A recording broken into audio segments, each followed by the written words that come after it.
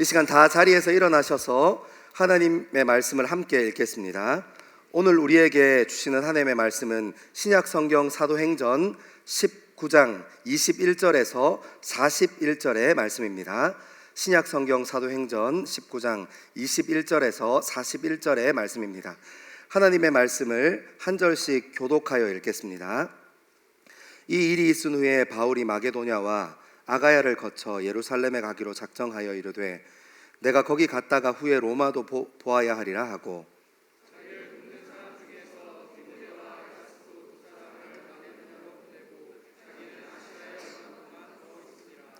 그때쯤 되어 이 도로 말미암아 적지 않은 소동이 있었으니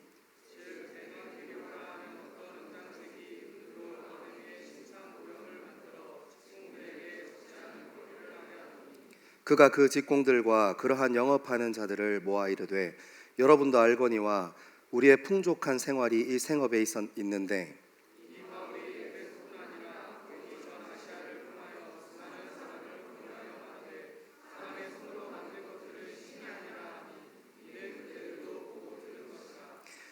우리의 이 영업이 천하여질 위험이 있을 뿐 아니라 큰 여신 아데미의 신전도 무시당하게 되고 온 아시아와 천하가 위하는 그의 위엄도 떨어질까 하노라 하더라.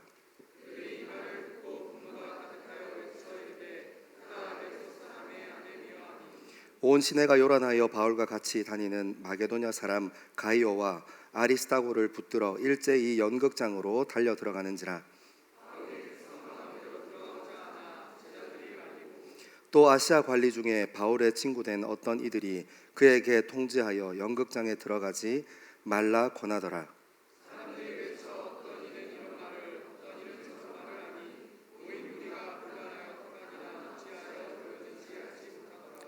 유대인들이 무리 가운데서 알렉산더를 권하여 앞으로 밀어내니 알렉산더가 손짓하며 백성에게 변명하려 하나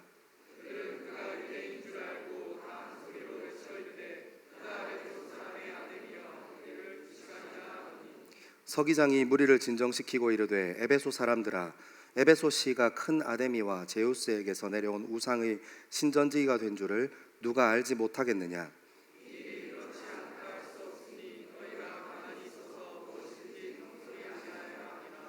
신전의 물건을 도둑질하지도 아니하였고 우리 여신을 비방하지도 아니한 이 사람들을 너희가 붙잡아 왔으니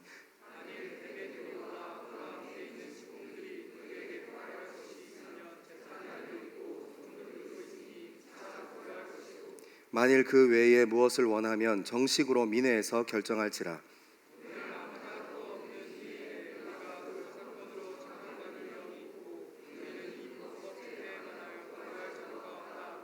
이에 그 모임이 흩어지게 하니라. 아멘. 이 말씀은 살아계신 하나님의 말씀입니다. 아멘. 여러분 큐티책 꼭 신청하세요. 왜 다들 대답이 없으시죠? 큐티 하기 싫으신가요? 큐티책 꼭 신청하세요. 매일매일 하나님 말씀 가까이 머무는 저와 여러분 되기를 소망합니다. 그리고 여러분, 저는 목회자지만 헌금하는 일을 되게 중요하게 생각합니다. 가끔 목회자들이 헌금 이야기하는 거 불편해 하시는 분들이 있는데, 여러분 헌금은 여러 가지 의미를 가지고 있겠지만 저는 그것을 굉장히 중요하게 생각합니다. 여러분, 우리 교회는, 우리 청년 공동체는 여러분들이 주인이에요. 그죠? 우리가 함께 그 무게를 나누어 지고 가는 겁니다.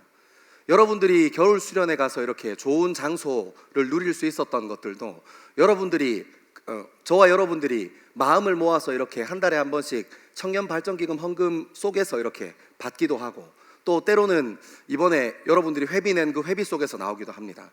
그리고 여러분들이 내는 헌금 통해서 저희 청년부에게 맡겨진 이 지역과 그리고 우리에게 맡겨진 영혼들을 섬기는 일에 건강하게 쓰이게 돼요. 누구의 사리 사욕을 채우지도 않고 그거 한다고 해서 저희 목회자들 사례가 더 올라가지도 않습니다. 하지만 여러분, 저는 목회자로서 여러분들이 건강한 그리스도인으로 자라나는 일에 헌금을 훈련하는 일은 너무너무 중요한 일입니다. 그래서 여러분, 제가 여러분에게 얼마 헌금하세요 하고 얘기하지 않습니다. 여러분에게 감동 주시는 대로, 여러분에게 부담 주시는 대로 하나님의 나라와 교회를 함께 짊어져 가는 그런 한 사람으로 건강하게 맡겨진 훈련들 감당하는 저와 여러분 되기를 소망합니다. 아멘. 고마워요. 아멘 해줘서. 헌금 이야기하면 약간 싸늘해질 때가 많은데 그래도 고맙습니다. 여러분, 제가 오늘은 이번 주는 말씀 묵상하다가 내용이 좀 길어서 빨리빨리 가야 하거든요. 우리 말씀을 좀 천천히 따라 읽어가면서 오늘 우리에게 주시는 하나님의 음성 듣는 저와 여러분 되기를 소망합니다. 우리 20절과 21절과 22절의 말씀 같이 읽겠습니다. 21절과 22절입니다. 시작. 이 일이 있은 후에 바울이 마게도냐와 아가야를 거쳐 예수를 적정하여 이르되 내가 거기 갔다가 후에 로마도 보아야 하리라 하고 자기를 돕는 사람 중에서 디모데와 에라스도 두 사람을 마게도냐로 보내고 자기는 아시아에 얼마 동안 더 있으니라. 아멘. 여러분, 이 21절에 나오는 이 내용은 바울의 3차 전도 여행의 통로입니다. 아직까지 우리는 이 사도 바울이 3차 전도 여행을 잘 마쳤다는 것을 알고 있지만 이때 아마 이 사도행전 19장의 사도 바울은 몰랐을 거예요. 본인에게 분명한 부르심과 분명한 목적 있다는 것을 분명히 알았습니다. 여러분, 제가 21절과 22절의 말씀을 묵상하다가 굉장히 중요한 것 하나 발견했어요. 그게 뭐냐면 목적이 있는 사람은 방향성이 있다는 거예요. 여러분 인생에 방향성이 있으십니까? 아멘, 아멘. 여러분 우리 인생에 방향성이 있다는 것, 우리 젊음에 방향성이 있다는 것을 아는 것만으로도 얼마나 우리의 젊음이 아름답고 귀한지 모릅니다. 여러분, 제가 얘기하는 방향성은 그런 게 아니에요. 여러분이 조금 더 좋은 옷을 입기 위해서 여러분 통장에 차곡차곡 5만 원, 10만 원 더 모으겠다, 그런 얘기 아닙니다. 그런 것을 여러분의 삶의 방향성이라고 얘기하고 싶지 않아요. 여러분 결혼할 때 결혼 준비하기 위해서 5만 원, 10만 원 차곡차곡 그거 모으는, 통장에 모으는 그 돈을 여러분의 인생에 우리 젊음의 방향성이라고 얘기하고 싶지 않아요. 여러분, 우리 인생의 방향성이란 무엇이겠습니까? 하나님께서 우리를 쓸모 있는 존재로 만드셨다는 것을 믿는 겁니다. 어떤 사람은 공무원으로, 어떤 사람은 학생으로, 어떤 사람은 직장인으로, 어떤 사람은 사람을 섬기고 가르치는 사람으로 하나님께서 여러분들을 각자의 자리에 각자의 부르심에 따라 불러주셨어요. 여러분, 그 자리에 서 있는 것이 우리의 삶의 방향성이 있는 것이지, 지금 내 통장에 얼마나 있나, 지금 내가 얼마나 누리고 있나, 이것이 우리의 삶의 방향성이 되어서는 안 될 것입니다.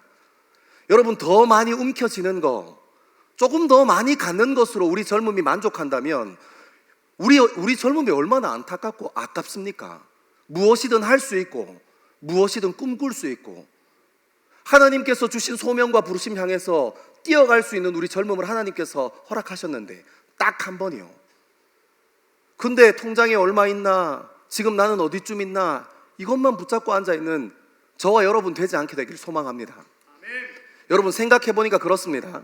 사도 바울은 나그네로 인생을 살았어요. 나그네로 인생을 산다는 것은 우선순위를 굉장히 명확하게 해야 하는 겁니다. 그리고 본인이 만나는 삶에 대해서 굉장히 아름답고 귀한 가치를 두어야 할 것입니다. 하지만 반대로 여전히 또 고민해야 하는 것 중에 하나는 한 사람 한 사람과 만나고 한 만남 한 만남이 너무너무 소중하고 귀중한 만남이지만 그것만큼 중요한 것은 그 사람이 나에게 실망감을 줘도 그 실망에 매이지 않는 사람이 된다는 겁니다. 나그네는 그런 거예요. 자기에게 벌어지는 한 사건 한 사건을 소중하게 여기는 사람, 우리 삶에서 일어나는 일 하나를 소중하게 여기는 사람이요. 하지만 그 사건이 우리의 젊음을 힘들고 어렵게 한다고 하더라도 그 사건 때문에 인생이 매이지 않는 사람이요. 여러분, 제가 여기까지 연습장에 딱 정리하니까 어떤 마음 드는 줄 알아요? 사도 바울은 자유한 사람이었구나. 진짜 자유한 사람이었구나. 사랑하는 젊은 그리스도인들, 자유함은 방향성에 매이는 거예요. 여러분들이 어떤 직장 가졌냐, 여러분들 통장에 얼마 있냐, 거기에 매이는 사람이 아니라 자유한 사람은 인생의 방향성이 있는 사람입니다. 그래서 좋은 만남, 좋은 사건을 만날 때 감사할 줄 아는 사람이고, 전심으로요, 진심으로요. 그리고 나쁜 관계, 나쁜 사건을 만난다 하더라도 거기에 매이지 않는 사람요. 왜냐하면 우린 떠날 거니까요. 내 엉덩이 밑에 조금 더 많은 것을 깔고 앉는 일에 관심 두기보다 지금 내 앞에 누가 있는가에 훨씬 더 집중하는 사람이요. 지금 내가 어떤 일 가운데, 어떤 상황 가운데 놓여져 있는가를 훨씬 더 중요하게, 귀하게 여기는 사람이요. 여러분, 그런 사람이 자유한 사람입니다. 이 부분 정리하면서 이 얘기하고 넘어가고 싶어요. 여러분 생각해 보니까 사도 바울처럼 지역에서 지역으로 옮기는 것만 나그네로 사는 것도 아니더라고요. 아마 한 60년 뒤쯤 되면 저는 죽었을라나요? 60년 좀 그러네. 한 100년쯤 지나면 이 세상에 계신 분들 여기 몇 분 안 계시겠죠? 하지만 여러분, 저는 여러분들이 장수의 복을 누리게 되길 소망합니다. 하지만 기억하십시오. 여러분이 천수를 하고 만수를 한다 하더라도 한 번 하나님께서 우리 이곳에 보내주셨으면 한 번은 돌아가야 합니다. 그러니 예수 그리스도에게 붙들린, 자유함에 붙들린 나그네로 삽시다. 여러분, 더 많은 것 갖는 일에 애쓰지 말고 용쓰지 말고 옆에 있는 사람을 위해서 함께 나눠주세요. 옆에 있는 사람을 위해서 꼭 나누는 거 얘기하면 물질만 생각하는 것 같아요. 아니요, 마음을 나눠주는 게 훨씬 더 귀한 거예요.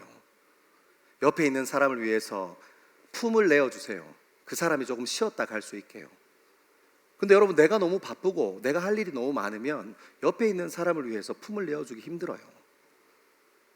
내가 가지고 있는 것 중에 중요한 것이 너무 많으면 옆에 있는 사람들에게 품을 내어주기 힘들어요. 사랑하는 여러분, 예수에게 붙들려 먼저는 부르심과 소명이 무엇인 줄 알아 여러분 인생의 방향성이 있게 되기를 소망하고, 그 방향성으로 말미암아 여러분이 예수 그리스도가 허락하는 자유함을 마음껏 누리는 그런 귀한 믿음의 나그네들 되기를 소망합니다. 우리 조금 더 따라 읽어갑시다. 우리 23절 말씀입니다. 23절 말씀입니다. 시작. 그때쯤 되어 이 도로 말미암아 적지 않은 소동이 있었으니. 아멘. 여러분, 23절에 보니까 사실 이 23절은 23절에서부터 41절까지 에베소 지역에서 있었던 소요 사태, 소동 사태에 대한 이야기들을 쭉 정리해주는 가장 입구에 있는 이야기예요. 여러분, 우리가 이제 읽어 내려가겠지만 에베소 지역에 소요 사태가 있었어요. 그러니까 군중 밀란 같은 비스무리한 그런 것들이 있었던 거예요. 그런 굉장히 소란스러운 큰 소동이, 큰 사건이 하나 있었어요. 근데 그 사건이 일어나게 된 이유를 오늘 23절은 이렇게 표현합니다. 이 도로 말미암아 적지 않은 소동이 있었으니. 여러분, 이 도가 뭐냐면 사도 바울이 에베소 지역에서 선포한 복음입니다. 여러분, 에베소 지역에 사도 바울이 와서 복음을 전하고 교회를 세우고 믿음의 사람들과 함께 마음을 나누고 복음을 나누었더니 큰 소요 사태가 그 지역에 일어났다는 거예요. 여러분, 저는 이 구절을 탁 떼놓고 연습장에 쭉 정리하고 묵상하면서 제 마음에 뭔가 하나 불끈하고 튀어오르는 걸 느꼈어요. 한편으로는 참 흥미롭고 진지하지만 앞으로 어떤 얘기가 벌어질까 하고 흥미롭고 진지하지만 한편으로는 너무 부럽더라고요. 여러분, 에베소는 로마의 자유시예요. 나중에 조금 더 깊이 뒤에 다룰 건데, 거기서 난 사람은 로마의 시민권을 받는 그런 이 에베소 지역은 로마의 자유도시입니다. 자유도시에 하나님의 말씀이 선포됐는데, 그러니까 로마가 패권 국가였던 그 고대 중동 지역에 로마인이면 뭐든지 누리고 할 수 있는, 여러분 그거 알죠? 사도 베드로는 로마의 시민권자가 아니었어요. 그래서 제가 얼마 전에 말씀드렸던 코바디스 도미네 해서 로마로 다시 돌아갔다가 십자가 거꾸로 달려서 십자가형 당해요. 여러분, 사도 바울도 사실 사도 베드로와 똑같은 죄명으로 죽습니다. 근데 여러분, 사도 바울은 어땠어요? 로마 시민권자였잖아요. 그래서 십자가형 당하지 않았습니다. 여러분, 로마 시민으로 산다는 게 얼마나 힘있고 얼마나 괜찮은 일인지 몰랐어요. 근데 여러분, 여기에 하나님의 복음이 선포되니까 그 동네가 뒤집어지기 시작한다는 거예요. 에베소 지역이 술렁술렁하고 큰 이 복음으로 말미암아 큰 소요 사태가 일어났다는 거예요. 여러분, 부럽지 않습니까?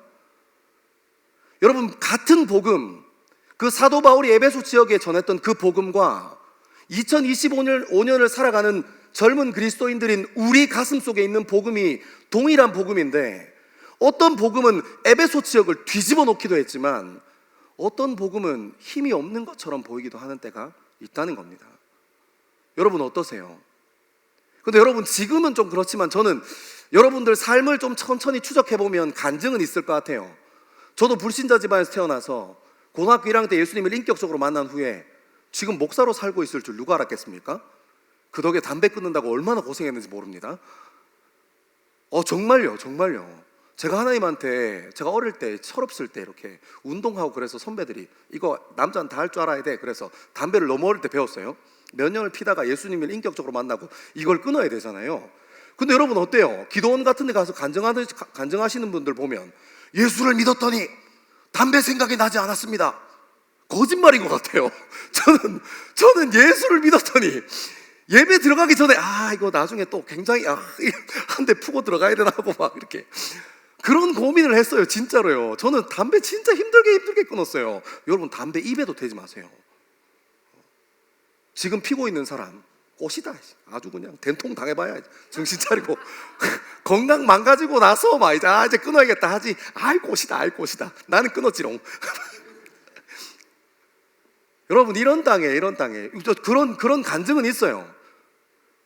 여러분 그 예수 그리스도가 제 삶에 오셔서 엄청 힘들게 끊긴 했지만 담배도 끊고 예수 믿고 부족한 사람이 목사가 돼서 여러분들에게 말씀 전할 수 있는 그런 큰 영광을 누리는 사람이 됐어요. 여러분들도 생각해보면 하나씩은 다 있으실 거예요. 근데 문제는 뭐예요? 이 말씀이 그 과거에 하나님을 뜨겁게 마주했던 나에게 하시는 말씀이 아니라 이 말씀이 2025년 2월 16일 주일 예배 드리는 지금 우리 젊음에 얘기하시는 거예요. 여러분, 여러분의 삶에 여러분이 품고 있는 복음 때문에 여러분의 삶이 뒤집어지고 있습니까? 아멘. 오랜만에 와서 아멘. 감사합니다. 빠지지 마세요. 박한민 청년 목자 어디 갔습니까? 국정원을 붙이든지 뭘 붙이든지 빠지지 않도록. 아무튼 여러분 그런 간증이 있어야 하는데 힘이 없을 때가 있는 것 같아요. 왜 그럴까요? 왜 사도 바울이 전했던 그 복음에는 힘이 있어서 에베소 동네 자체가 뒤집어졌는데 여러분 왜 우리 안에 있는 복음은 힘이 없어 보이는 걸까요? 여러분 혹시 이 아데미 여신은 풍요의 상징이고 다산의 상징이고 번영의 상징이었거든요. 혹시 제 마음에 그런 마음이 살짝 지나가더라고요. 혹시 내가 예수라고 부르고 있는 그분이 나에게 나도 모르는 사이에 내게 번영을 가져다 주시는 분, 나를 풍요롭게 하실 분, 내 기도 제목을 이루어 주실 분이라고 잘못 생각하고 있지는 않은지 하는 고민도 순간 쏙 들더라고요. 여러분 어떠세요? 여러분 생각해보면 여기에 더 놀라운 것이 하나 있는데요. 소동한다는 거, 사람들이 시끄럽고 움직이고 에너지가 있다는 것은 살아있다는 것의 반증인 것을 생각해보면 여러분 이 로마의 자유도시였고 여기서 태어나면 로마의 시민권을 가졌고 강력한 로마 군대의 보호함 가운데 있었던 이 자유도시에 있는 사람들은 하나님 예수가 그리스도시다 하는 이 복음이 선포되기 전에는 자신들이 죽어서 사는지도 몰랐던 사람들이에요. 예수 그리스도를 우리가 인격적으로 처음 만났을 때 우리가 살아있다고 생각했지만, 생물학적으로 의학적으로 살아있어서 살아있다고 생각했지만 예수 그리스도의 그 빛이 우리 삶에 비춰오기 시작할 때 우리가 진짜 죄인이고 내가 죽어 살았구나 하는 것을 알았던 것처럼 오늘 이 본문 말씀에서 얘기하는 에베소 지역에 선포되어진 복음을 통해서 에베소 지역이 힘있고 능력있고 번영 있는 그런 지역인 줄 알았는데 아니라는 거예요. 죽어 있다는 것이 드러난 겁니다. 사랑하는 여러분, 사도 바울이 전했던 그 예수가 그리스도라 하는 그 복음이 오늘 우리 삶 가운데도 동일한 복음인 줄 믿습니다. 여러분 그러면 여러분의 인생 뒤집어질 겁니다. 언젠가 하나님께서 우리가 지금 이 자리에서 예배 드릴 수 있도록 우리 인생을 뒤집어 주시고 만져 주신 것처럼 앞으로도 그 예수는 그리스도라는 고백이 여러분의 인생을 끌고 가게 될 줄 믿습니다. 거기에 붙들리는 저와 여러분 되기를 소망합니다. 우리 조금 더 읽어볼까요? 우리 24절에서 26절입니다. 24절에서 26절 시작. 즉 데메디료라는 어떤 은장색이 은으로 아데미의 신상 모형을 만들어 직공들에게 적지 않은 벌이를 하게 하더니 그가 그 직공들과 그러한 영업하는 자들을 모아 이르되 여러분도 알거니와 우리의 풍족한 생활이 이 생업에 있는데 이 바울이 에베소뿐 아니라 거의 전 아시아를 통하여 수많은 사람을 권유하여 말하되 사람의 손으로 만든 것들은 신이 아니라 하니 이는 그대들도 보고 들은 것이라. 아멘. 여러분 요 정리를 조금씩 하면서 가야 되는데 여러분 요 신전 아데미 신전이 어떤 신전인지 제가 잠깐 말씀드리고 넘어가겠습니다. 여러분 이 신전이 굉장히 화려하고 경이롭다고 표현되어 있는 문헌들이 진짜 많더라고요. 그만큼 대단한 신전 건축물이었어요. 실제로 언제 지어진지는 제가 이렇게 두산 백과 이런 거 찾아봤는데, 타키투스 연대기랑 이런 거 찾아봤는데 언제 지어진지는 정확하게 나오지 않아요. 언제 지어진지 정확하게 나오지 않는데, AD 268년에 그 로마를 고트족이 로마를 침공해요. 이게 로마가 이제 힘이 점점 빠지니까 고트족이 이 로마를 침공합니다. 그때 무너졌어요. 그래서 그때 있었던 그 건축물이 어땠을 거다 하고 추정할 뿐이고 그 터만 남아있지 실제로는 정확하게는 모르는 신전입니다. 이 아르테미스 신전이 세로가 115m, 엄청 길죠. 115m. 그 다음에 이 가로가 55m, 그리고 높이가 30m. 그 신전처럼 생겼어요. 여러분이 생각하는 그리스 신전처럼 생겼는데 이게 110m, 55m. 저는 깜짝 놀랐던 게 그 고대 사회가 어떻게 높이를 30m나 올렸을까 하는 신기함이 있더라고요. 그리고 이 30m 위에 있는 천장을 떠받들기 위해서 127개 원형 기둥을 그 신전에다가 박아놨어요. 여러분, 그러니까 여러분, 이 고대 사회 사람들이 아파트도 뭔지 모르는데 이제 막 2층 집 막 지으려고 하다 무너져서 이 사람들이 1층 집에 사는 것을 선호했던 그 로마 시대, 그때 이 아르테미스 신전이 눈앞에 딱 있는 거예요. 110m, 55m, 막 30m. 얼마나 경이롭고 얼마나 아름답고 놀라웠겠습니까? 여러분, 그러니까 이곳에 사람들이 다른 곳에서 이렇게 이 아르테미스 신전을 보러 오는 거예요. 관광하러 오는 겁니다. 그리고 예배도 하러 오는 겁니다. 이 에베소 지역이 이 아데미 여신을 섬기는 종교의 중심지였어요. 신전이 있는 본청이니까요. 그러니까 여러분, 오늘 얘기하는 24절에 즉 데메드리오라 하는 어떤 은장색이 은으로 아데미의 신상 모형을 만들어, 그러니까 여기서 그 앞에서, 신전 앞에서 모형 미니어처를 만들어서 장사했던 사람이에요. 아데미 여신 신상을 깎아서 만들기도 했고, 여러분 생각해보면 어때요? 우리 뭐 이렇게 미국에 여행 같은 거 가면 건물 같은 거 이렇게 막 조그만하게 미니어처로 만들어서 팔고 하잖아요. 그러니까 그런 거 만드는 이 직공들의 모임에 조합장, 뭐 요 정도 되겠죠? 그런 사람이었던 것 같아요. 데메드리오라는 사람이 이제 직공들에게 막 이야기해요. 25절에 보면 우리가 그것 때문에 돈 많이 벌었는데 영업하는 자들이 모아 이르되 여러분도 알거니와 우리의 풍족한 생활이 이 생업에 있는데, 그러니까 무슨 말 하고 싶다는 거예요? 사도 바울이 전한 복음 때문에 수입이 반타작 났다는 얘기 하고 싶은 거예요. 그래서 이어지는 얘기가 이렇습니다.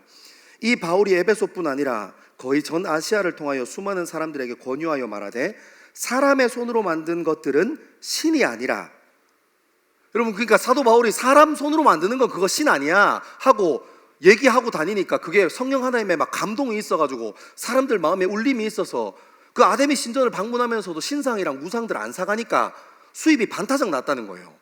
그 여러분, 이 데메드리오 입장에서는 사도 바울이 얼마나 눈치 없는 사람입니까? 좀 작게 얘기하든지, 얼마나 막 눈치 없이 손으로 깎아 만든 거는 신 아닌데 막 이러고 돌아다니니까 막 사람들의 매출이 막 떨어지는 거 아니겠습니까? 여러분, 저는 이 부분의 말씀 묵상하면서 전 되게 중요한 제 인생에 어쩌면 내 마음의 중심을 지키지 않으면 사람들에게 내 인생이 이용당할 수 있겠구나 하는 생각이 들었습니다. 왜 그러냐면 여러분 한번 생각해 보세요. 아르테미스 신전에서 그게 문화고 종교고 그게 그 밑에서 어마어마한 수입원이 나옵니다. 한번 생각해 봅시다. 그러면 왜 거기서 신전에서 예배하는 사람들이 많았을까요? 왜 신전 앞에서 자기 집에 하나 모셔보겠다고 조그만한 은장색들이 깎아놓은 우상들을 이 돈 주고 사서 집에 들고 가는 사람들이 많았을까요? 신전 모양을 돈 주고 사서 집에 들고 가는 사람들이 많았겠습니까? 불안해서 그러지 않았어요? 여러분, 이 사람들이 로마의 시민권자고 로마의 강력한 군대의 보호 아래 있는 로마의 자유시 안에 있는 사람인데 이 사람들이 불안하고 두려운 거예요. 우리 안에 있는 죄성, 근본적으로 예수 그리스도가 우리 삶의 주인이 아니어서, 하나님이 주인이 아니어서 우리 인생이 겪어야 하는 불안과 두려움, 한치 앞을 알지 못해서 경험해야 하는 불안과 두려움을 이 우상을 만들어 파는 사람들이 자극하고 있는 거예요. 여러분, 자극해서 수입을 창출해내는 겁니다. 사랑하는 여러분, 이 원리가 우리가 살아가는 2025년에도 크게 다르지 않아요. 여러분, 공무원 시험 치겠다고 노량진에서 쏟아져 있는 사람들이 왜 그럴까요? 왜 공무원 하고 싶은 거예요? 물론 그 중에 일부는 나라를 위해서 충성하겠다, 내가 태어난 이 나라에 대한 자부심이 있어, 나라의 공무원으로 열심히 살 거야 하는 사람도 있겠지만, 삶이 불안해서 그런 거 아니에요? 사랑하는 여러분, 우리가 살아가는 이 시대에 20대 초반 아이들이 왜 재수 삼수하면서 이름 있는 대학교, 좋은 대학교 가려고 합니까? 왜 그거여야만 해요? 왜 그 학교여야만 합니까? 왜 그 직장이어야만 합니까? 그것이 우리에게 안정감을 줄 거라고 생각하기 때문입니다. 똑같은 거예요. 우리 안에 있는 근본적인 두려움, 하나님이 주인이 아니라서 생긴 두려움, 하나님께서 우리 삶의 주인 노릇하셔야 하는데 하나님께서 우리 인생의 주인이 아니셔서 생기는 두려움, 내가 주인이어서 생기는 두려움이요. 여러분, 왜 배우자를 바라보면서 여러 가지 조건들을 따집니까? 남자분들 기억하십시오. 남자만 아니면 됩니다. 절대 안 됩니다, 남자는. 여자분들도 기억하십시오. 여자만 아니면 됩니다. 그 남자는 좀 가리긴 해야 되는데 아무튼 여자도 절대 여자는 안 됩니다. 안 돼! 절대 안 돼요. 그것만 아니면 돼요. 아멘 나왔습니다. 사람은 서로 품어가면서 이해하면서 사는 거예요. 그렇게 가정을 이루는 겁니다. 여러분, 저도 보십시오. 저기 저희 아내가 앉아 계신데 얼마나 그 큰 사랑의 품으로 저랑 같이 10년 넘게 살아준 놀라운 은혜 가운데 살고 있지 않습니까? 다들 아멘이 없구만. 여러분, 이 아데미 여신, 이 아르테미스 신전, 웅장해 보이는 것, 화려해 보이는 것으로, 안정감이 있어 보이도록 만드는 것으로 우리 삶을 야금 흔듭니다. 여러분, 이것은 여전히 악한 세력의 이 계획과 질서는 그대로 살아있어서 우리 삶도 그것으로 흔들고 싶어요. 그래서 그것을 이루는데 매진하게끔 해서 우리 삶의 중심인 예수 그리스도를 빼앗겼는지도 알지 못하게 만듭니다. 그것에 흔들려서 우리 삶의 중심이 이제 예수 그리스도 아닌 것으로 채워져 있는지도 흐릿하게 만들어버려요. 그러면 여러분, 이용당하는 겁니다. 그러면 그것에 이용당하는 거예요. 그 자리에 이용당하고, 그 직업에 이용당하고, 그 학교 이름에 이용당합니다. 여러분, 오늘 찬양할 때 들으셨죠? 사랑하는 내 딸아, 사랑하는 아들아, 네 모난 모습도 나는 안다. 여러분, 하나님께서는 여러분 있는 그대로 원하세요. 여러분이 뭐 좋은 대학교 나와야 하나님께서 받아주시고 좋은 직장 가야 받아주시는가, 안 받아주시는 거 아닙니다. 하나님께서는 여러분 있는 그대로 원하세요. 여러분, 전 사랑하는 여러분들이 이 세상에 이용당하지 않게 되기를 소망합니다. 아멘. 여러분, 그러려면 우리 삶의 중심에 복음이 있어야 해요. 예수 그리스도, 그분이 우리 인생의 주인이셔야 합니다. 아멘. 사도 바울이 전한 그 복음이 우리 삶에도 살아 있어야 돼요. 중심 세우는 저와 여러분 되기를 소망합니다. 여러분, 우리 오늘부터 제자 훈련해요. 이제 그거 훈련하려고요. 제 삶의 주인이 진짜 하나님이 맞는지, 우리 공동체의 주인이 하나님이 맞는지, 제자 훈련 통해서 8주 동안 첫 주에도 둘 주에도 셋 주에도 뭔가 지식적으로 많이 자라가고 뭔가 몰랐던 것들 더 많이 배워가고, 그게 아니라 8주 동일하게 우리 삶에 기억해야 되는 것은 예수 그리스도가 내 삶의 주인이 진짜 맞는지, 날마다 숨쉬는 순간마다 예수 그리스도가 내 삶의 주인이 맞는지를 확인하는 것이 필요합니다. 그런 시간 될 거예요. 그래서 예수 그리스도가 먼저 걸어가셨던 그 길에 동참하는 저와 여러분 되기를 소망합니다. 시간이 너무 많이 지났네. 큰일 났네. 빨리 가야겠네. 자, 우리 27절에서 29절 말씀 같이 한번 읽겠습니다. 27절에서 29절입니다. 시작. 우리의 이 영업이 천하여질 위험이 있을 뿐 아니라 큰 여신 아데미의 신전도 무시당하게 되고 온 아시아와 천하가 위하는 그의 위엄도 떨어질까 하노라 하더라. 그들이 이 말을 듣고 분노가 가득하여 외쳐 이르되 그다 에베소 사람의 아데미여 하니 온 시내가 요란하여 발과 같이 다니는 마게도냐 사람 가이오와 아리스다고를 붙들어 일제히 연극장으로 달려 들어가는지라. 아멘. 아멘. 여러분, 이 그림을 잘 따라와야 돼요. 한번 보세요. 이 데메드리오라는 사람이 기가 막히게 선동을 잘하는 사람입니다. 굉장히 똑똑한 사람이에요. 27절에 보면 세 가지 이유로 사람들을 자극하고 선동합니다. 첫 번째는 무엇이냐면 직업의식을 건드려요. 이 영업이 천하여질 위험. 사실 아까 얘기했던 것처럼 데메드리오가 걱정했던 것은 우상이 팔리지 않아서 수익이 반토막 난 그걸 걱정했어요. 근데 27절에 이제 선동을 하기 시작하는데 아주 교묘하게 사람의 직업의식을 건드려요. 야, 지금 우리 이 직업 가지고 있는 사람 너희들 다 가만히 있을 거냐? 그러면 안 되지 않냐? 하고 직업의식을 건드립니다. 그리고 27절 뒤에 가면 큰 여신 아데미의 신전도 무시당하게 되고 뭘 건드려요? 그 사람들의 종교성을 건드려요.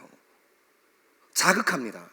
사실 진짜 하고 싶은 말은 장사가 안 돼 이 말이 하고 싶은 건데 데메드리오는 사람들의 종교성 건드려요. 그리고 끝에 뭘 건드리냐면 온 아시아와 천하가 위하는 그의 위엄이 떨어질까 하노라. 무엇을 건드는 거예요? 지역성을 건드리는 겁니다. 민족성을 건드리는 겁니다. 여러분, 선동하는 사람들 지금도 이 세 개 건드려요. 직업의식 막 건드리고 종교성 막 건드리고 그리고 민족성과 지역성 막 건드려요. 여러분, TV 나오는 사람들 보세요. 요즘 유튜브에 나와서 사람 선동하는 사람들 보세요. 딱 이거 세 개 건드립니다. 자기가 원한 건 뭐예요? 이익이에요, 이익. 근데 이거 세 개 건드려서 사람들을 자극하고 분노를 촉발시킵니다.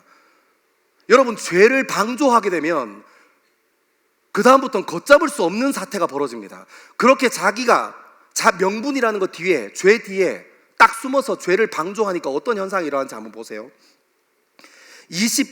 28절에 보면 그들이 그 말을 듣고 분노가 가득하여 폭동하는 겁니다. 그리고 29절에는 온 시내가 요란하여 바울과 같이 다니는 마게도니아 사람 가이오와 아리스타고를 붙들어 갔다. 연극장으로 붙들려 가는 거예요. 여러분, 이게 죄를 방조하니까, 여러분 마음 가운데 있는 죄를 그냥 내버려 두고 방조하니까 명분 뒤에 죄가 드러나지 않고 그 명분 뒤에 딱 숨으니까 어떻게 되는 거예요? 폭발하는 거예요. 여러분들이 생각했던 것보다 훨씬 더 큰 문제가 여러분들 삶 가운데 임하게 되고 덮치게 됩니다. 뭐 하면요, 여러분들 마음을 깨끗하고 거룩하게 하지 않고 여러분들이 꿍꿍이 하고 있는 그 죄를 방조하면요, 여러분들 속에 있는 그 죄가, 우리 안에 있는 죄성이 명분 뒤에 딱 숨게 되면 나중에는 사람도 죽는다니까요. 가이오와 아리스타고가 연극장으로 끌려갑니다. 진짜 위기, 일촉즉발의 상황. 사람들이 선동해서 막 일어났는데 분노가 가득 찼는데 어떻게 되겠어요? 진짜 위험한 거예요. 근데 더 놀라운 건 뭔지 알아요? 32절 눈으로 한번 따라와 볼래요? 32절. 사람들이 외쳐 이르되 어떤 이는 이런 말을 어떤 이는 저런 말을 하니 모인 무리가 분란한데 태반이나 어찌하여 모였는지 알지 못하더라. 모른다는 거예요. 여러분, 그래요 안 그래요? 여러분 화나면 막 화내다가 분내다가 나중에 어디까지 가요? 내가 뭐 때문에 화가 났는지 잊어버려요. 그래요 안 그래요? 여러분, 그래서 죄를 방조하는 것이 이만큼 무섭습니다. 우리 삶을 깨끗이 지켜야 하는 것이 그만큼 중요합니다.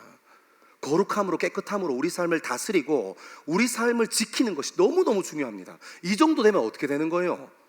누구 한 사람은 만신창이가 돼야 끝나는 겁니다. 누구 한 사람은 돌이킬 수 없는 상처를 받아야 끝나는 겁니다. 근데 여러분, 완전 다른 인물들 나와요. 30절, 31절입니다. 같이 한번 읽겠습니다. 시작. 바울이 백성 가운데로 들어가고자 하나 제자들이 말리고 또 아시아 관리 중에 바울의 친구된 어떤 이들이 그에게 통지하여 연극장에 들어가지 말라 권하더라. 아멘. 여러분, 저 이 대목 보고 울었어요. 사실 연습장에 쓰다가 너무 가슴이 벅차더라고요. 데메드리오는 자기 이익 때문에 사람들을 선동해놓고 자기 손에서 벗어나는 것 같으니까 어떻게 해요? 방조해버려요. 그 명분 뒤에 딱 숨어서 이제 어떻게 되나 하고 지켜봅니다. 이 뒤로는 데메드리오라는 사람이 뭐 했는지 나오지 않아요. 뒤에 서기장이 와서 그것들을 정리합니다. 데메드리오는 그렇게 얘기해놓고 자기가 감당할 수 없는 일이 눈앞에서 펼쳐지니까 무대 뒤로 숨어버려요. 그리고 얼마나 위험한 상황으로, 생명이 위태로운 상황으로 두 인물이 갑니다. 자기 몸을 깨끗하게 하지 않은 사람, 죄를 방조하는 사람, 그 사람의 결과는 그렇지만 30절, 31절에 나오는 복음에 사로잡힌 사람은 완전히 반대예요. 여러분, 얼마나 멋있습니까? 아니, 사도 바울은 얼마나 두렵고 떨렸겠습니까? 사람들이 소요 사태가 일어나서 두 사람이 죽을 것 같아요. 곧 한 사람이 돌 던지기 시작하면 그 뒤로 덜 던지는 건 시간 문제인 거예요. 한 사람이 침 뱉기 시작하면 뒤에 따라오는 폭력은 그 다음부터 감당할 수 없는 거예요. 근데 여러분, 사도 바울이 그 안으로 들어가려고 합니다. 오늘만 사는 사람처럼요, 내일이 없는 사람처럼요, 깨끗하여지는 일에 목숨 건 사람요, 한 영혼이 천하보다 귀하다는 것을 진짜로 알고 있는 사람요, 머리로만 알고 있는 사람이 아니라 진짜로 한 영혼이 천하보다 귀하다는 것을 아는 사람요, 뛰어 들어가려고 하는 겁니다. 옆에 있는 사람이 진짜로 뛰어 들어갈 것 같으니까 말리고 붙잡고 난리 난 거예요. 사랑하는 여러분, 죄를 방조하면 사람이 죽지만 복음에 붙들리면 생명 살릴 수 있습니다. 여러분, 아멘 안 하세요? 사랑하는 여러분, 저는 여러분과 제가 복음에 붙들려서 사람 살리는 사람으로 살길 원합니다. 교회에 앉아 있는데 죄를 방조하는 사람으로, 깨끗하지 않은 사람으로 사는 게 아니라 진짜 내가 교회에 와서 예수 그리스도를 내 마음에 담고 내 젊음에 담아서 내 삶의 자리에서 생명 살리는 일에 주저함 없는 사람요, 전 여러분들이 그렇게 살아갔으면 좋겠어요. 여러분, 그래야 이 세상이 깨끗해지지 않겠습니까? 그런 사람이 있어야 이 세상에 하나님 나라가 임하시지 않겠습니까? 전 저와 제가 섬기는 젊은 그리스도인들의 삶에 하나님 나라가 있게 될 줄 믿습니다. 우리 조금 더 읽어 따라가 봅시다. 우리 35절에서 36절입니다. 시작.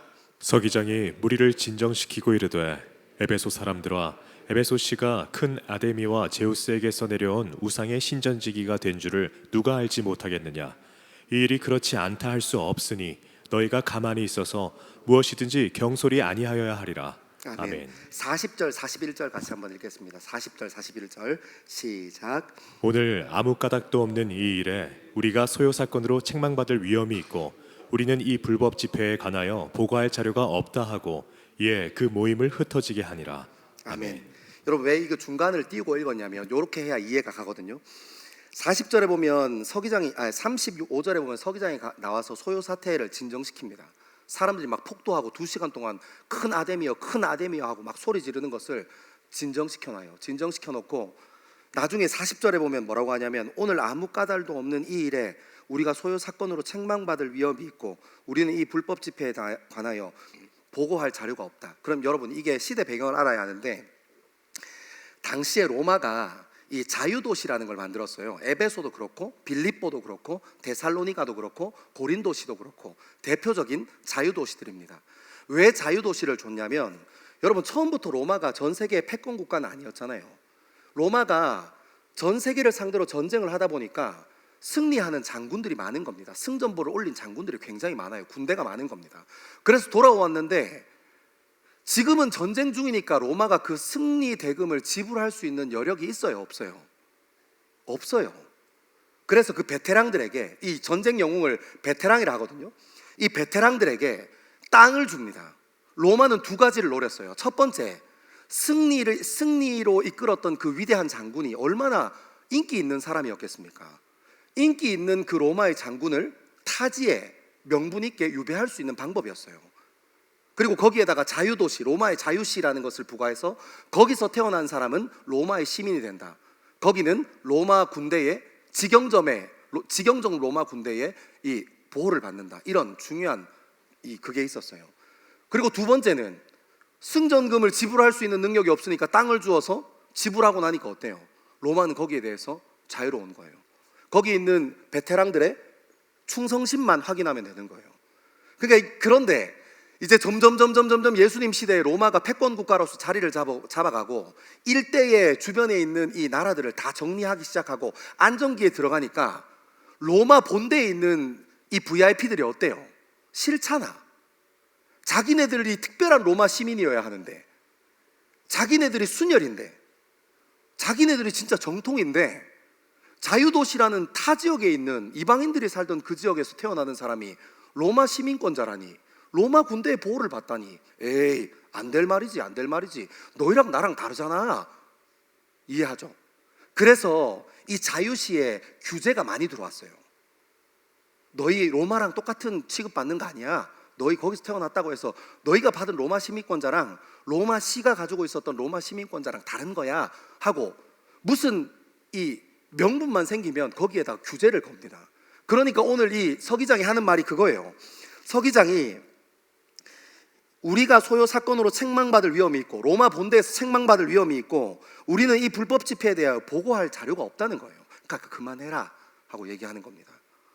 여러분, 이런 것 때문에 서기장이 쇽 하고 뛰어들어와요. 그리고 우리 마지막으로 우리 37절에서 39절까지 같이 한번 읽겠습니다. 37절에서 39절입니다. 시작.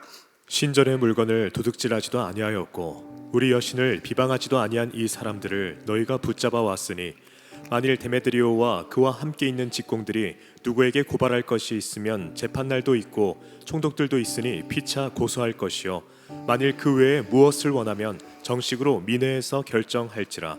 아멘. 여러분 수고 많았어요. 제가 이 양이 많아서 갈 길이 너무 머니까 막 급하게 얘기했는데 너무 빨랐으면 집에 가서 한번 새로 보세요. 죄송합니다. 여러분 잘 들어줘서 집중해서 고마워요. 어떤 분들은 이렇게 집중하려고 노력하는 게 눈에 보여서 너무너무 감사했습니다. 여러분 37절에서 39절에 드러나는 진실이 뭐예요? 알고 있었어요. 사도 바울이 아무런 이 소요 사태와 상관없다는 것을요. 데메드리오가 얘기했던 세 가지 명분, 직업의식을 건드리고 종교성을 건드리고 지역성을 건드리고 민족성을 건드린 게 사실 서기장은 처음부터 아니라는 것을 알고 있었어요. 근데 그것이 폭발할 때 그 사람들에게 위협이 되도록 그냥 내버려 둔 거예요. 근데 나중에 서기장이 가만히 앉아서 생각해 보니까 문제가 생겼겠죠. 무슨 문제가 생겼어요? 에베소시에서 복음을 전하는 사도 바울이라는 사람이 어디 사람이에요? 로마 사람이에요. 순간 뜨끔했겠죠. 말려야 한다. 말려야 한다. 에베소시에서 소요 사태가 일어났는데 로마 시민이 죽어? 이거 큰일이다. 서기장이 뛰어가서 이제 얘기하기 시작합니다. 다 알고 있었지만, 모든 진실을 알고 있었지만 처음부터 얘기하지 않습니다. 비굴한 거죠. 사랑하는 여러분, 저는 여기서 놀라운 은혜 하나를 발견하게 되는데, 하나님께서 다스리는 우리 인생에는 실수가 없다는 것입니다. 어떻게까지 해서요? 전혀 유대인도 아니었고 예수 믿는 사람도 아니었던 서기장을 통해서 사도 바울과 그의 일행을 털끝 하나도 다치지 않게 구해내시는 분이 누구세요? 하나님이십니다. 여러분, 우리가 주님 앞에 마음을 세우고 중심을 세우면 나머지 일은 주님께서 해결하실 겁니다. 여러분이 젊음이 주님 앞에 중심 잡고 있으면 꼭 교회 다니는 사람이 아니라도 천지를 지으신 분이 아버지 하나님이시기 때문에 반드시 귀한 인연으로, 귀한 사건으로, 전혀 기독교와 상관없는 사람을 통해서라도 여러분들을 구해내고야 마실 겁니다. 하나님께서 불과 구름 기둥으로 출애굽한 이스라엘 백성들을 인도하셨지 않습니까? 거꾸로 생각해보면 400년 동안이나 애굽의 보호 속에서, 애굽의 강성한 군대의 보호 속에서 70명 들어갔던 야곱의 자손들은 점차 불어서 수십만의 이스라엘 사람이 되었습니다. 애굽 사람이 하나님 믿어서 그랬나요? 아니요, 그렇지 않습니다. 하나님께서 사용하신 거예요. 여러분, 우리가 살다 보면 뒤돌아보면 느끼는 은혜가 있을 때가 있습니다.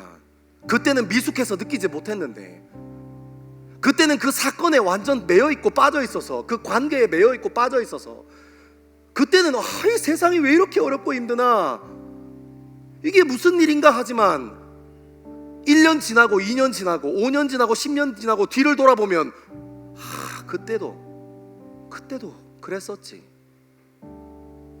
그때도 젊음을 하나님께서 지키셨지. 내 고집대로 했으면 벌써 나가린데 그때도 하나님께서 지키셨지. 사랑하는 여러분, 하나님께서 여러분들을 절대 포기하지 않습니다. 폭도하고 있는 중간에도 바울과 가이오와 아리스다고를 지키셨던 그 하나님께서 여전히 예수 그리스도로 중심 삼은 우리의 젊음을 반드시 지켜내실 줄을 믿습니다. 여러분, 그래서 우리는 오늘부터 훈련할 겁니다. 예수님이 걸어가셨던 그 길 따라가는 훈련하고 하나님의 말씀을 깊이 묵상하고 깊이 바라보는 훈련할 겁니다. 사랑하는 여러분, 이 제자 훈련의 8주간 전 여러분의 삶과 저의 삶이 사도 바울이 전한 복음으로 말미암아 에베소가 뒤집어졌던 것처럼 예수 그리스도께 중심 세운 우리의 젊음으로 말미암아 우리 삶이 뒤집어지게 될 줄 믿습니다. 왜냐하면 우리에게 능력이 없지만 우리 삶을 채우실 예수 그리스도에게는 능력이 있기 때문입니다. 우리 이 시간 다 같이 일어나셔서 주님을 더 깊이 예배하는 시간 갖기를 소망합니다.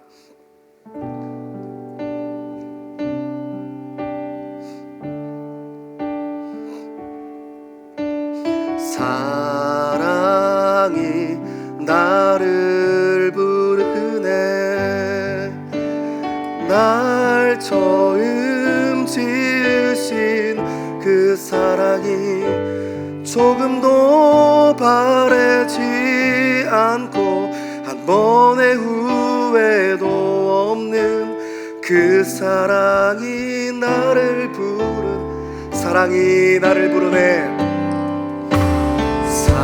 사랑이 나를 부르네.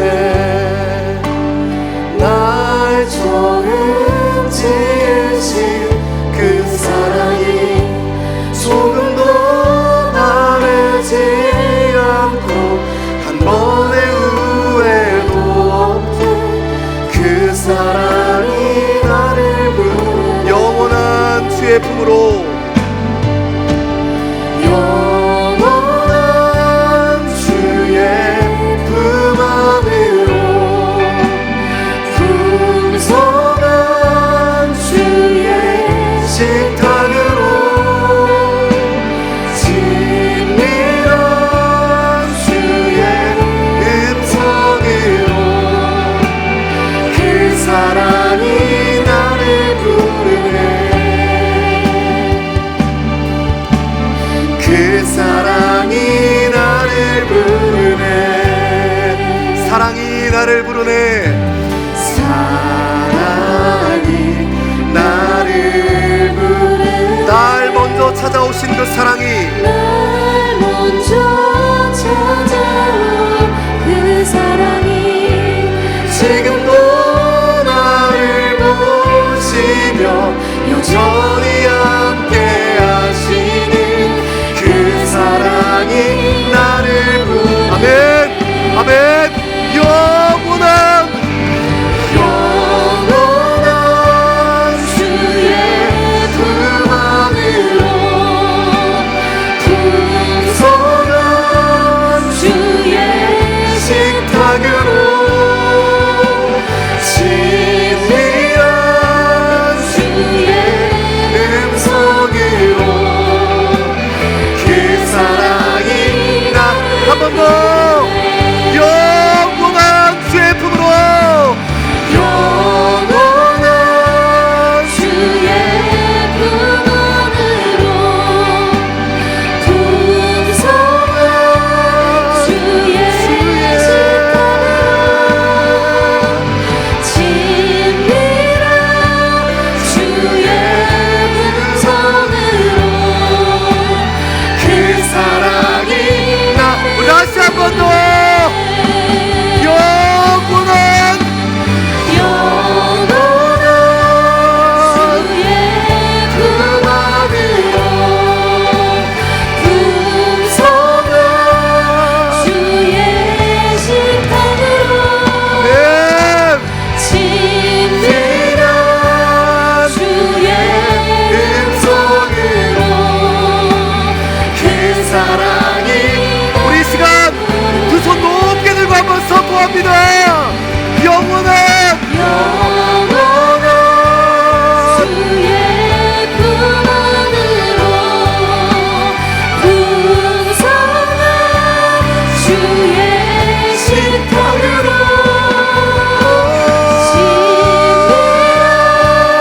진리한 주의 음성으로 그 사랑이 나를.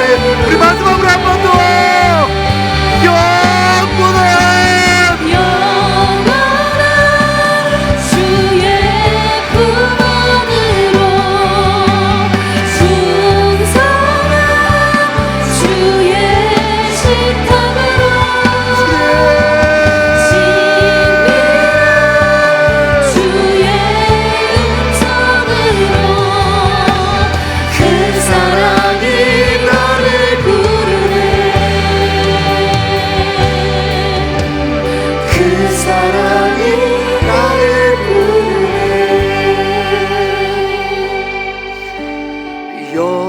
영원한 주의 품 안으로 풍성한 주의 식탁으로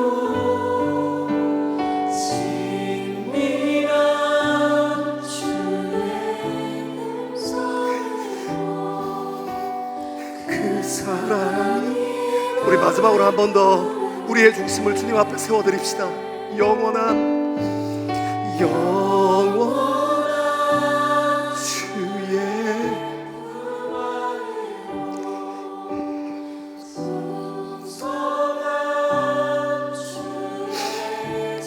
주님, 이것이 우리 젊음의 고백입니다. 친밀한 주의 음성으로 그 사랑이 나를 부르네. 그 사랑이 나를 부르네. 그 사랑이 나를 부르네. 사랑하는 젊은 그리스도인들이 이 시간 결단하며 주님 앞에 중심 세우고 기도하기 시작합시다. 하나님의 그 풍성한 말씀의 품으로, 하나님의 풍성한 그 놀라운 사랑의 품으로 한 번도 실수함 없이 지금도 우리 인생을 인도하시는 그 놀라운 주의 품으로 우리의 젊음을 내어드리길 소망합니다. 사도 바울이 고백했던 그 예수는 그리스도라 하는 고백이 지금 2025년을 살아가는 우리 젊음의 고백이 될 수 있게 주님 역사하여 주시옵소서. 우리 그렇게 주의 이름 크게 세 번 외치고 기도합니다. 주여, 주여, 주여. 아버지 하나님, 아버지 하나님, 우리의 삶을 붙잡으십시오. 주님, 아버지 하나님, 우리의 삶을 붙잡으십시오. 하나님, 우리의 삶을 붙잡으십시오. 하나님, 자유함으로 주님 앞에 쏟아십시오. 아버지 하나님, 아버지 하나님, 우리의 삶을 붙잡으시고 인도하여 주옵소서. 하나님, 예수가 그리스도로 시라는 고백 우리 삶 가운데 세워나갈 수 있게 주님 인도하여 주십시오. 아버지 하나님, 아버지 하나님, 하나님, 이 세상은 우리를 여전히 흔들려 하지만 다시 한번 우리 삶의 중심을 주님 앞에 세우고 아버지 하나님, 우리의 삶을 붙잡아주십시오. 예수 그리스도로 우리의 삶을 채워주옵소서. 예수 그리스도로 우리의 삶을 채워주옵소서. 아버지 하나님, 아버지 하나님, 이 세상은 우리를 흔들려고 하고 지금 손에 조금 더 움켜진 것에 우리의 마음을 뺏으려고 하나 사랑의 하나님께서 우리의 중심 되어주시고 하나님, 우리가 예수와 그리스도임을 기억하며 주님 앞에 우리의 중심을 세워드리는 사람 될 수 있게 아버지 하나님 인도하여 주옵소서. 아버지 하나님, 우리의 삶을 붙잡아 주옵소서. 주여, 주여, 주여. 아버지 하나님, 우리의 삶을 붙잡아 주십시오. 하나님 연합하여 손을 이루게 될 그 하나님과 그 나라에 집중하고 우리의 삶을 내어드리며 아버지 하나님, 우리가 그 풍성한 사랑의 품으로 주님 앞에 내어드리길 소망합니다. 아버지 하나님, 우리의 젊음을 받아주십시오. 주님, 우리의 전부가 되어주십시오. 영원한 그 사랑의 품에 우리의 마음을 드리고 아버지 하나님, 아버지 하나님, 우리의 삶의 중심 되어주십시오.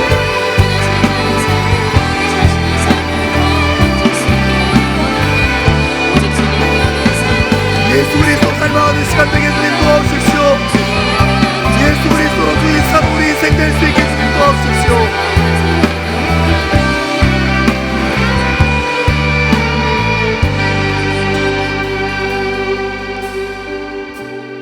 하나님, 이 세상의 가치는 우리의 방향성을 무너뜨리려 합니다.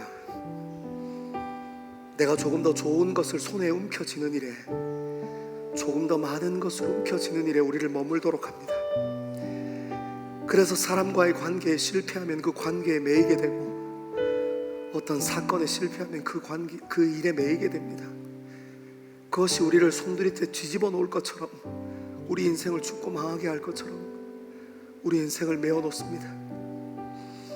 하나님, 다시 한번 우리 인생의 방향성 되어주시고 주님 앞에 예수 그리스도 따라 한 걸음 한 걸음 걸어가는 순례자로 살아갈 수 있게 믿음의 나그네로 살아갈 수 있게 주님 우리 인생을 인도하여 주십시오. 아버지 하나님, 우리 삶 가운데 심어진 복음이 에베소시에 울려 퍼졌던 그 복음과 같이 우리의 삶을 뒤집어내고 우리 주변의 삶들을 뒤집어내는 생명의 말씀 될 수 있게 주님 인도하여 주십시오. 사랑하는 하나님, 이 세상의 가치를 쫓아 사는 사람들처럼 사람을 수단화시켜 여기지 않게, 사람을 도구로 생각하지 않게 주님 도와주시고, 한 생명이 천하보다 귀하다 말씀하셨던 예수님의 가르침 따라 그 한 생명 위하여 삶 던지는 우리 될 수 있게 주님 인도하여 주십시오. 하나님, 예수 그리스도로 중심 잡아 우리 인생을 새롭게 하시고, 하나님 그때그때 합당한 은혜를 부어주시고, 믿음의 사람들을 우리 삶 가운데 붙여주셔서 날마다 형통하고 날마다 신앙으로 우리의 인생을 세워가는 젊음 될 수 있도록 주님 인도하여 주시옵소서.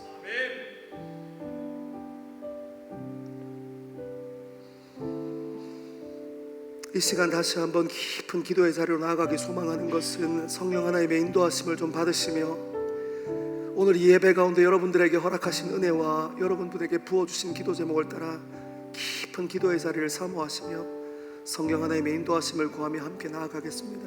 기도하겠습니다. 살아계셔서 역사하신 아버지 하나님, 주님 우리 인생을 붙잡아 주십시오. 주님 지금껏 우리 인생을 그리하셨다. 주님 우리 인생을 붙잡아 주십시오. 지금껏 주님께서 우리 인생을 그리하셨다. 주님 붙잡아 주십시오.